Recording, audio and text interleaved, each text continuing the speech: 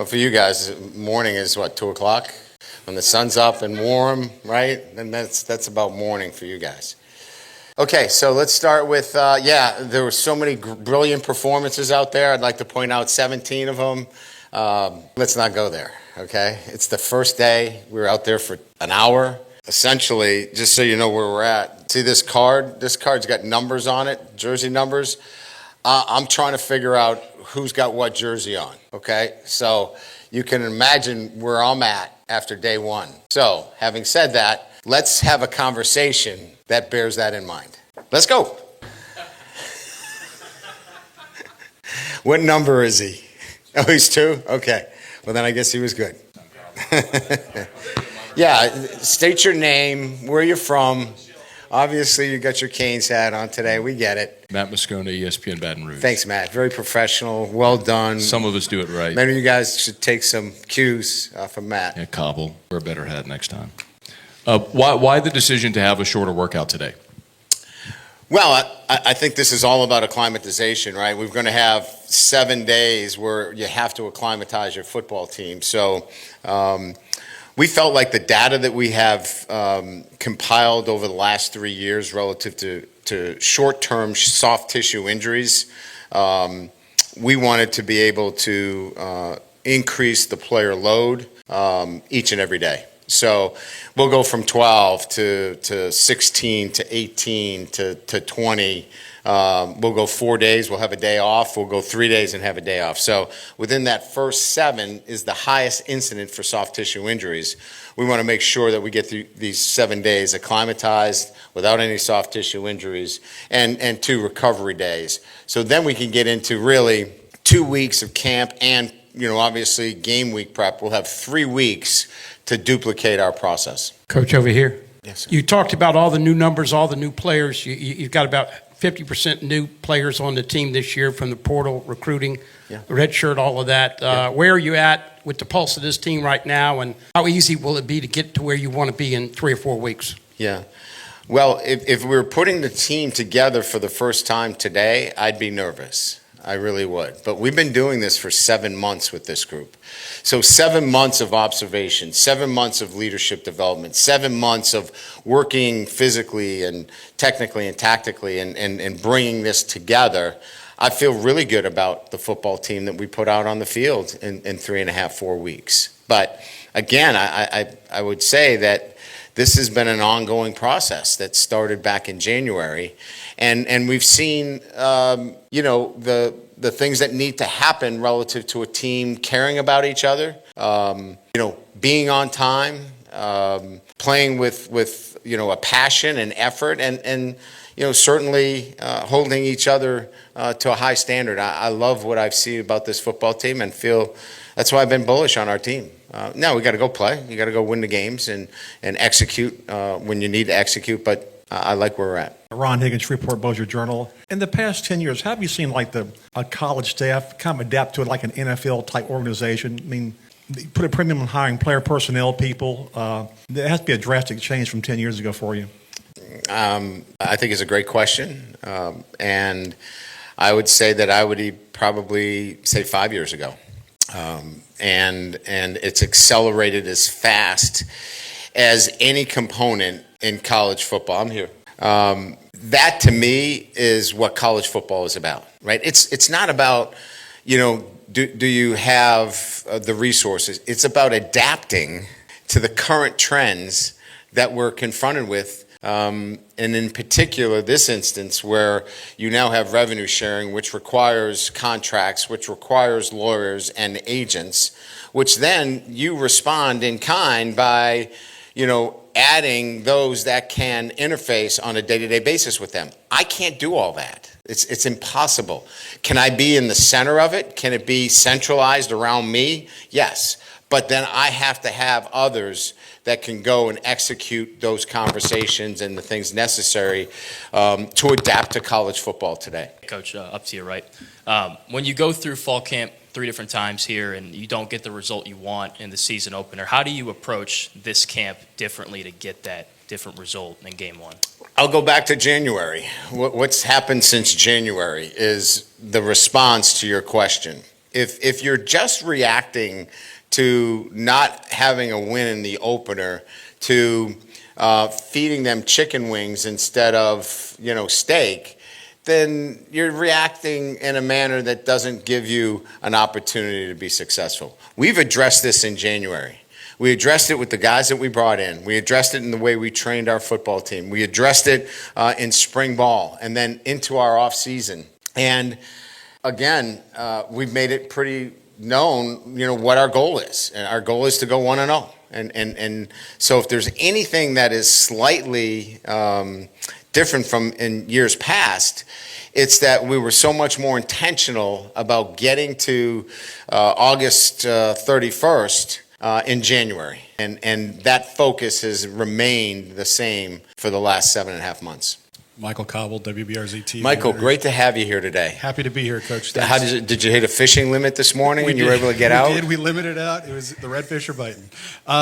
When we were outside, Whit was barking to Devon. How good is it to have he and Harold back at practice? And what are you seeing from them physically and as far as the leadership role, I guess? Presence, right? Presence. I think we all can, appreciate that it's day one and, we're trying to feel ourselves, a little bit in terms of, getting our feet in the ground and playing football. But presence is impactful, right? They're, you see them, you feel them, you hear them. And so when somebody's not around in a room, you can kind of feel the temperature change a little bit. The temperature's a little bit different when those two guys are in the room. And so, people talk about missing somebody. It's hard to replace great players, but it's even harder to replace, great leaders. And those guys lead by example and make a huge difference. Coach, right here to your right, Jamarcus Fitzpatrick, KTC in Lafayette.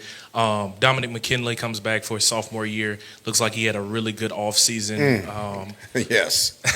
How excited are you for what he can do for the defensive line? Well, he's forced our athletic development staff, our training staff, athletic training and weight training. We ran out of weights for him to max squat. He was 650 pounds max squat. And so I just throw that out to you as how powerful he is. And he's such a great kid. He's so grounded. He wants to get better every single day. And he has elite, strength and numbers from that perspective. So, yeah, he's going to play a major role in what we do. He's still learning. Coach Williams has got him with him right on his hip every day, but he's enjoyable to coach. Yeah, Coach, right up here. Just second year in a row now you return most of your coaching staff. The one position change, obviously, with Kyle Williams there on the defensive line, but just having that continuity with your staff now for a second straight off season, what were kind of the conversations like this summer about how you wanted to approach the start of fall camp to really hit the ground running with this group when you're implementing so many new players to this thing? Yeah, I mean, I think, year two, build some continuity, but I think it's a comfort level with the individuals and themselves. Like, Joe doesn't have to go out and prove anything. Cortez doesn't have to prove anything. Just be who you are, right? I mean, first year, you're kind of, I got to do this, I got to do that. I think there's a lot more comfort in terms of just doing their jobs. And then Blake, obviously, getting him some tools, where he can go be Blake Baker, and call the defense the way he wants to. And so, we address those things in the offseason.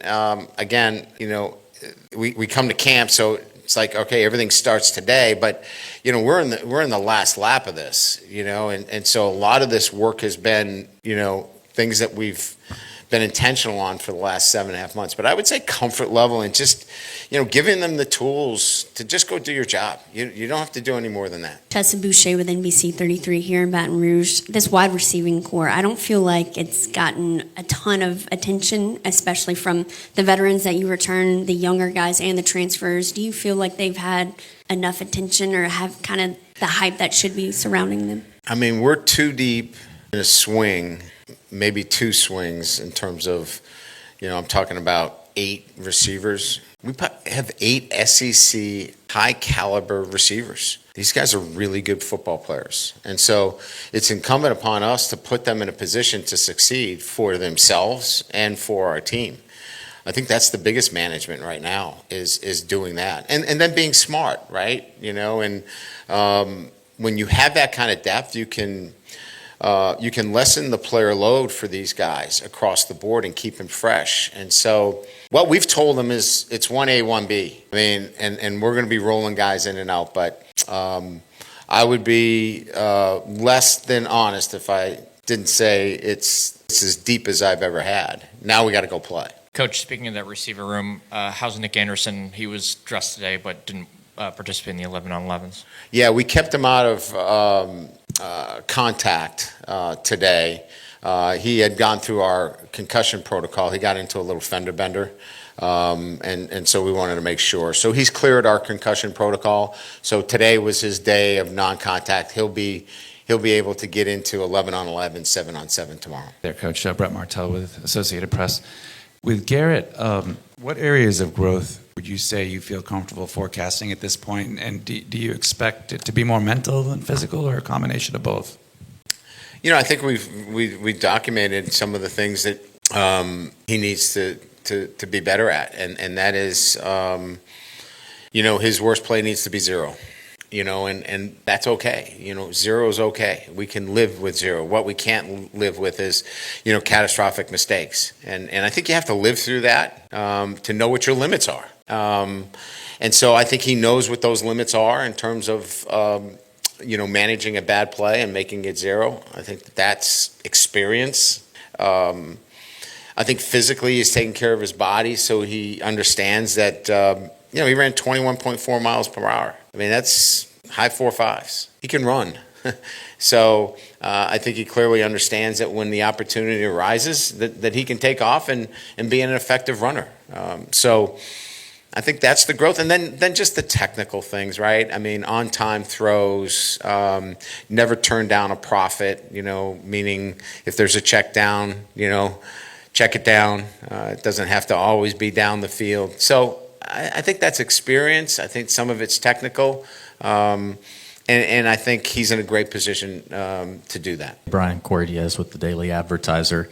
For the offensive line, how much do you guys sort of map out, maybe say the first 2 or so weeks of preseason practice and just kind of maybe some benchmarks that you want to see them hit in order for you guys to feel as comfortable as possible with that group? I'm not exactly sure what you're asking. Like, are you asking that the 5 guys that started today, is that the 5 that's going to play against Clemson?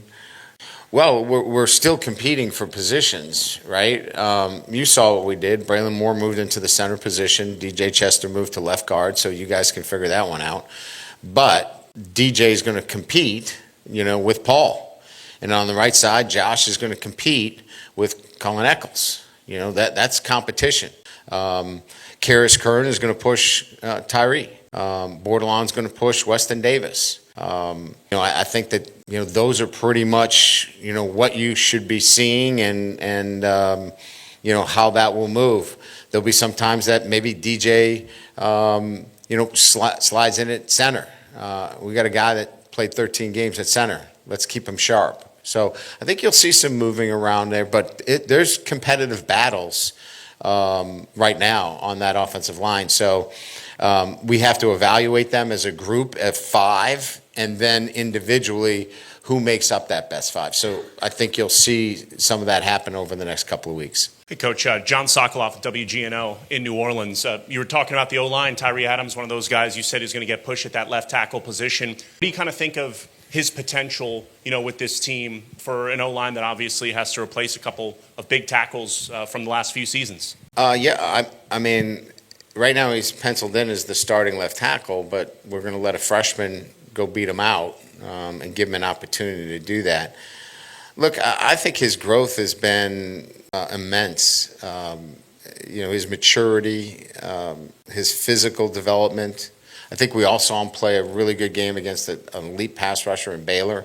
So we've seen him play too. And so if you add what he's done in the offseason, the way he's led, the confidence that he plays with, I think we are in store for some great things from him. We talked a little bit about the receivers today. What do you think you have in place, maybe with the vertical passing game, to unlock, you know, more of that part of your offense? Do you like the state of where that is with your offense? Well, I mean, we've got guys that can run. Chris Hilton is healthy. He's had a great offseason. Saw him at media day at his chattiest. That was a new form for Chris. I was proud of him, the way he stepped outside his comfort zone. So there is a carryover, right? When you are handling yourself that way and you've never been that way, you become more assertive as a player. He's much more assertive as a player as well. It's a great, obviously mirroring of who he is. And then Barry and Brown. I mean, you got two guys that can play that X position that can run past anybody, whether it's a go, a post, a dig, and that is an incredible weapon. And it allows us, as I said earlier, is to lower the player load. They're A and B, right? They're going to get a lot of touches and a lot of snaps. And then you add Aaron Anderson, who's the ultimate playmaker. We have to be careful with all of our players, but we want to keep Aaron ready for Saturdays too. And so you got Kyle Parker, who I am really high on, and I think he's going to have an incredible year. But now you can add Kyle Parker to the slot, and then into the boundary you got Xavion, you've got Nick Anderson, you've got some depth there. But the real deal here is that we're going to get over the top of a lot of defenses with those two guys. Great, thank you. Appreciate it. Listen, that was my splitter. I carry a splitter, a changeup, and a four-seamer. So and listen, it's not fair because you got Milan throwing 92. I've thrown out the first pitch at Fenway. I've thrown out the first pitch at Wrigley, at Great America. This was an all-time. That was big for me. I was nervous, so you can understand.